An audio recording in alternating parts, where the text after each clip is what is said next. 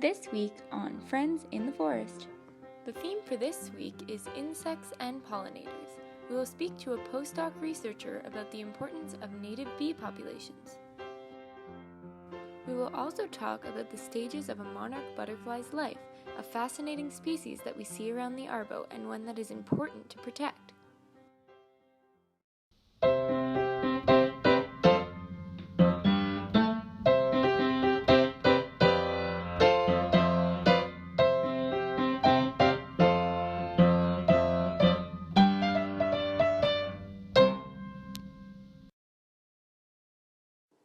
It's time for the answer to last week's Fun Forest Fact!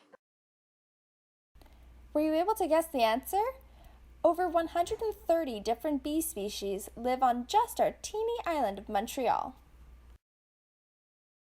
Now stay tuned for this week's Fun Forest Fact! On our day at the MacDonald Horticultural Centre, we were lucky enough to also speak with a postdoctoral researcher, Gail McInnes, about an insect that is indispensable when it comes to the fruits and veggies that we enjoy so much. That's right, bees. Let's take a look at what she had to say.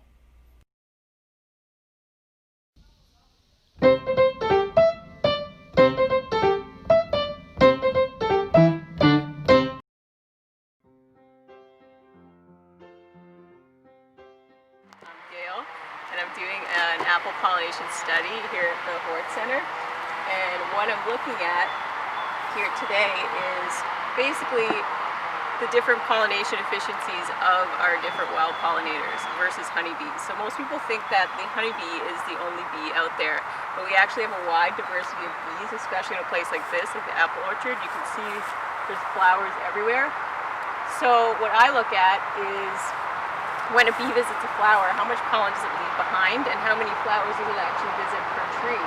Because each of these flowers will become an apple, but each of them has to be pollinated to become an apple. An apple is particular in that it usually has to be pollinated by different varieties. So this here is a gala tree, so it would have to be pollinated by a different type of tree to actually produce an apple. And the bees are the ones that carry that pollen between the different trees.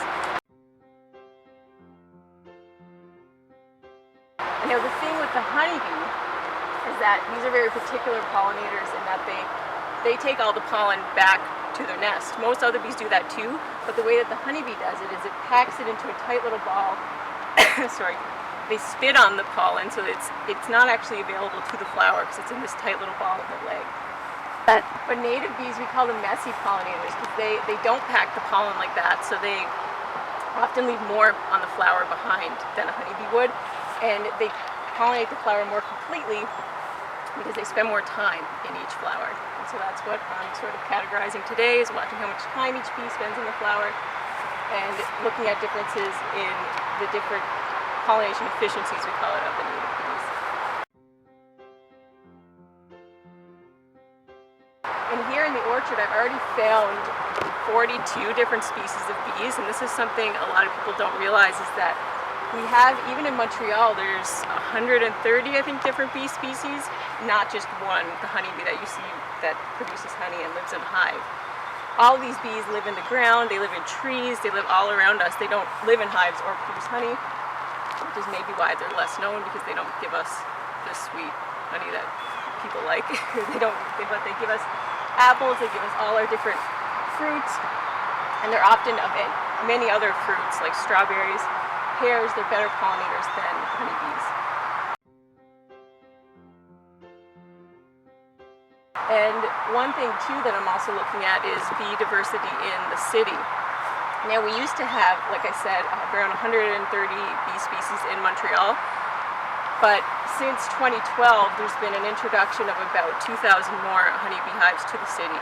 And each hive contains about 50,000 to 100,000 honeybees, whereas all of these wild bees are solitary, so they live alone in their nests and they produce maybe 5 to 10 bees a year. So it's very hard for them to compete with hives of 50 to 100,000 honeybees. And when you get a whole bunch of hives in one place, they can often outcompete the bees for food, which is the pollen and nectar in these flowers.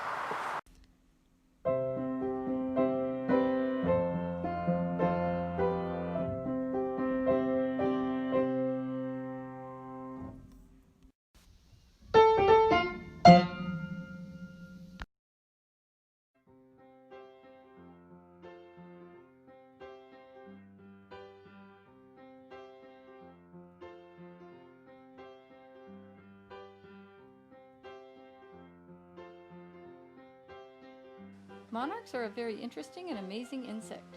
They are the only insect that migrates. Their 4,000 to 5,000 kilometer annual migration is considered one of the greatest natural events on Earth. In the spring, the monarch butterflies leave Mexico, where millions have spent the winter hanging together in fir trees. It will take about 3 to 4 generations to finally get back here to Canada. The female monarchs only lay their tiny white eggs on the underside of milkweed leaves. Milkweed is the sole source of food for the little caterpillars that will soon emerge. It contains toxins that make the caterpillars distasteful to predators. The caterpillars spend about 10 days ravenously eating and growing until they're about the size of an adult's pinky finger. They shed their skin many times during this rapid growth to accommodate their growing bodies. Before their final molt and big transformation to a butterfly, the caterpillar leaves the milkweed plant looking for a safe place to attach itself and form a chrysalis. They start by hanging upside down in the form of a J, and within a day or so they shed their final skin and become a beautiful green chrysalis. It will take a few hours for the chrysalis to harden. For approximately the next 2 weeks, there's a lot going on inside the chrysalis as it miraculously changes from caterpillar to the beautiful monarchs we know.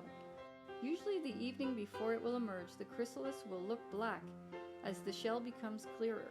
You can even see the new transformed butterfly inside. The next morning, the butterfly pushes and cracks the chrysalis open. The new butterfly gently unfolds.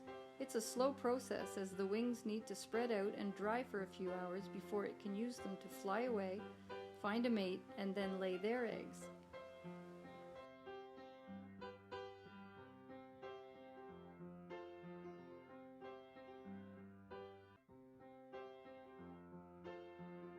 We usually get 2 generations here over the summer.